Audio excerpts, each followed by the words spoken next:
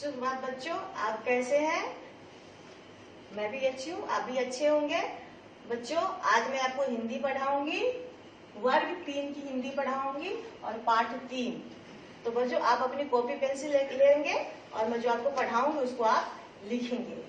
तो यहाँ पर हम पढ़े थे पाठ 3, डब्बू ने सीखा सबक। डब्बू जो था वो एक लड़का था, वो बहुत से शैतान था, लेकिन वो सबक सीखा। उसको सबक आता था, अकल उसको एक दिन आ गया, क्योंकि वो बहुत ही शैतानी करता था।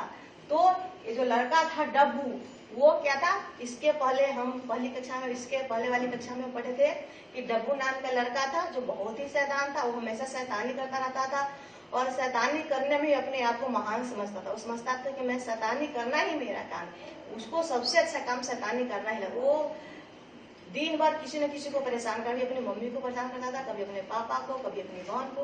तो वो यही उसका काम था। तो इसके आगे हम अभी पढ़ेंगे फल वाले का 300 रुपए का नुकसान। तो इससे पहले हम पढ़े थे कि डब्बू जो था वो फल वाला आया था उसके मोहल्ले में और फल वाला फल बेचने आया था। डब्बू गया, अचानक से पीछे से ही उसको धक्का दिया, फल वाला गिर गया और उसका केला जो था वो लूट करके भाग गया। तब फल वाला जोर जोर से चिल्लाने लगा। तो उसकी मम्मी जो थी घर में से बाहर निकल के आई तो देखा कि फल वाला जो वो चिल्ला रहा है और उसका जो फल का जो टुकड़ा था वो जमीन पर उलट गया था। उसके बाद है फल वाले का 300 रुपया का नुकसान हो गया था। नुकसान कौन किया था? नुकसान किया था डब्बू। मम्मी ने फल वाले को 300 रुपये दिए और पीछा छुड़ाया। तब डब्बू की मम्मी ने फल वाले को 300 रुपया देकर के उससे पीछा छुड़ाया। फिर जोर से खींचे डब्बू के कान और फिर वो जोर से जाकर के डब्बू के कान खींचे। क्या फायदा? डब्बू न सुनता, ना सोचता और ना समझता, वो तो बस यही कहता रहता और डब्बू के उससे कोई फायदा नहीं हुआ। जब भी उसकी मम्मी कान खींची तब उससे भी उसको ऊपर कोई फर्क नहीं हुआ पड़ा और वो फिर वही कविता गाने लगा। मैं डब्बू राजा कहलाऊं, दिन भर मैं हुड़दंग मचाऊं, छीन झपट के सब ले जाऊं, सबको छेड़ूं मजे उड़ाऊं। जो कठिन शब्द है बच्चों उसको पढ़ते जाएंगे, साथ साथ किताब निकाले होंगे। तो डब्बू यही कविता दिन भर गाता रहता था। सब कोई मारे पीटे उससे उसको फर्क नहीं पड़ता था। डब्बू आता तो गुब्बारे वाला, चना चबेना वाला और पान का माली सब हो जाते सावधान। स्कूल में बच्चे जल्दी से अपनी किताबें संभाल लेते, मम्मी पापा परेशान। मतलब कि डब्बू कहीं भी जाता तो वहां पे जो भी व्यक्ति होता है सब वो सावधान हो जाता था डब्बू के देखते ही, क्योंकि जान जाता था कि शैतान डब्बू आ गया। गुब्बारे वाला गुब्बारा लेकर के सावधान, जो चना चबेना बेचने आता था वो भी डर जाता था उससे। और जब वो पार्क में जाता था, पार्क के मालिक जो था वो सावधान हो जाता था, उसको तो देखने लगता था कि किधर आता है और किधर जाता है, क्योंकि वो तो था शैतान। वो कभी फूल तोड़ता है, कभी कुछ तोड़ता है, कभी कुछ करता। स्कूल के बच्चे थे, उसको देखते ही सभी अपनी कॉपी किताब जैसे संभाल लेते थे कि पता नहीं किसका कॉपी झपट मारेगा और किसका किताब छीन करके वो फाड़ देता। मम्मी परेशान, पापा परेशान, क्लास टीचर परेशान और मोहल्ला वाला भी परेशान, और उससे घर के सभी व्यक्ति परेशान थे और उसके मोहल्ले वाले भी परेशान थे। एक दिन डब्बू पार्क में जा पहुंचा और एक दिन क्या था कि डब्बू पार्क में चला गया। वहां झूले लगे हुए थे, बच्चे झूल रहे थे। और पार्क में क्या होता है कि झूला लगा रहता है, चिड़ियाघर भी रहता है, खिलौने भी रहते हैं। तो वहां पे झूला लगा था जिस पर बच्चे झूला झूल रहे थे। आ गए रंग में भंग डालने वाला डब्बू। जब ही डब्बू गया सभी बच्चे सोचने लगा कि आ गए रंग में भंग डालने वाला डब्बू, यानी कि शैतान डब्बू आ गया। झपट लिया एक झूला बिना लाइन में लगे। और जब पार्क में जाते तो सभी बच्चे लाइन में लग करके झूला झूलते, क्योंकि यहाँ बहुत सारे बच्चे रहते हैं, लेकिन वो लाइन में नहीं लगा और गया और एक झूला झपट लिया। बच्चे खूब चिल्लाए। जब वो झूला झपटा तो सभी बच्चे चिल्लाने लगे कि लाइन में लगो, लाइन में लगो, लाइन में लगो, लाइन में लगो। झूलों की तो लाइन होती है और सभी बच्चे चीख चीख कर कहने लगे कि तुम लाइन में लगो, झूले की लाइन होती है। उनकी कौन सुनता? डब्बू न सुनता, न सोचता और न समझता। लेकिन डब्बू जो था वो सुनने वाला तो था नहीं, वो किसी का न सुना न समझा। कुछ देर में केले वाला आया और कुछ ही देर में वहां पर कौन आया? केले वाला। पार्क में जब आप जाते हैं घूमने तो वहाँ पे फल वाले भी रहते, चना चवेना वाले भी रहते, चना जो मन होता है वो लोग खरीद करके खाते। तो फल वाले आए, केले वाला आया, कुछ बच्चों ने मिलकर केले का एक गुच्छा खरीदा। और बच्चे के पास कम पॉकेट मनी होते, 2-4 रुपये, तो 4, 5, 6, 10 बच्चे मिलकर के केले का गुच्छा खरीद लिया। बच्चे केले खाने नीचे बैठे, बच्चे जो थे वो केला लेकर के जमीन पर खाने के लिए बैठ गए। पेड़ पर बैठा बंदर सब कुछ देख रहा था, जल्दी से पेड़ से उतरा, उसने केले का गुच्छा झपटकर खो करके केले खाने लगा। तो बच्चों, डब्बू जो था वो शैतान था, तो डब्बू बनता था दबंग। डब्बू जो था वो दबंग बताने समझता था कि हम सबसे ज्यादा ताकतवर है।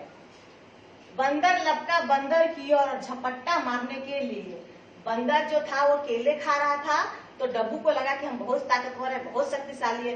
कभी भी अपने आप को सबसे ज्यादा ताकतवर नहीं समझना। देखो उसको कैसे सबक मिलता है कि डब्बू बहुत दबंग बनता, बहुत शैतान बनता, तो सोचता था कि हम सबसे ज्यादा ताकतवर। और वो बंदर की तरफ झपट्टा मारा, लपका, यानी कि बंदर जो केला था उसके तरफ जाकर लपका गया और अचानक उस पर झपट्टा मारा। समझे? झपट्टा मारने के लिए बंदर की तरफ दौड़ा, लेकिन बंदर क्या था? तेज था। बंदर तो खुद बहुत ज्यादा फुर्तीला होता है, समझ गए? जब ही डब्बू उसके तरफ झपट्टा मारा केले छीनने के लिए, तो बंदर था तेज, उसने नोच डाला जगह जगह। और बंदर जो था वो बहुत तेज था, वो डब्बू को क्या किया, उसके पूरे बदन को अपने बड़े बड़े नाखून से नोच डाला, बुरी तरह काट लिया। डब्बू के हाथ को बंदर काट लिया, बहने लगा खून। और डब्बू के हाथ से क्या बहने लगा? खून बहने लगा। दर्द के मारे बिलख बिलख कर रोने लगा। कौन बिलख बिलख कर रोने लगा? डब्बू। बंदर किसको काट लिया था? डब्बू को। और दर्द के मारे डब्बू जो था वो बिलख बिलख करके रोने लगा। रोते रोते एक बच्चे के साथ किसी तरह घर पहुंचा। और रोते रोते किसी बच्चे के साथ वो कहाँ पहुंचा? अपने घर पहुंचा। मम्मी ने झटपट डॉक्टर बुलाया। और मम्मी क्या की? जल्दी से डॉक्टर को बुलाई। डॉक्टर ने टेटनस का अर्थ होता है एक बीमारी, एक प्रकार की टेटनस जो है वो बीमारी होती। बच्चे ये शब्दार्थ मैं आपको पहले भी बता चुकी, पहले इस वीडियो के पहले। तो इसको आप फिर से झपटा, तेजी से धा बोलना, तंग परेशान, हंगामा, हल्ला गुल्ला करना, रंग में भंग करना, काम खराब करना हो गया। और टेटनस जो होता है वो एक प्रकार का बीमारी होती है जो कटने से फुटने से वो हो जाती है, उसका आपको टीका लेना पड़ता है जिससे कि वो बीमारी न हो। तो मम्मी किसको बुलाई? डॉक्टर के बुलाई। और डॉक्टर अंकल आए और क्या किए? डब्बू को इंजेक्शन लगाया और पट्टियां बांधी। तब मम्मी ने पूछा, क्या करोगे शैतानी?